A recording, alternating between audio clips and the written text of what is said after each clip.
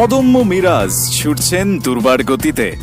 বল এবং ব্যাটে তার দুর্দান্ত পারফরম্যান্স দিয়ে দিনকে দিন যেন হয়ে উঠছেন ট্রু অলরাউন্ডার। তার প্রভাবও পড়তে শুরু করেছে র্যাঙ্কিংয়ে। এবার অলরাউন্ডার র্যাঙ্কিং নিয়ে মিরাজ পেলেন সুখবর, হয়েছে তার উন্নতি।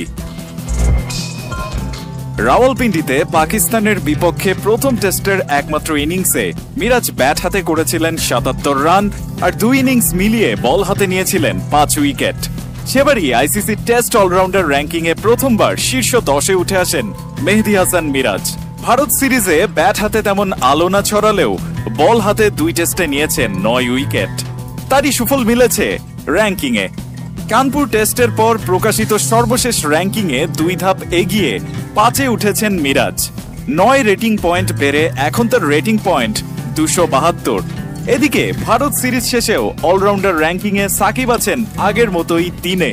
তবুও দুঃসংবাদ আছে সাকিবের জন্য। আইসিসি টেস্ট ব্যাটারদের র্যাঙ্কিংয়ে ৮ ধাপ পিছিয়ে সাকিব নেমে গেছেন ৫১ নম্বরে।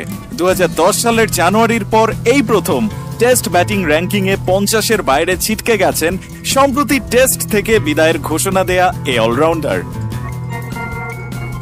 একদিকে সাকিবের অবনমন, অন্যদিকে মিরাজের উন্নতি।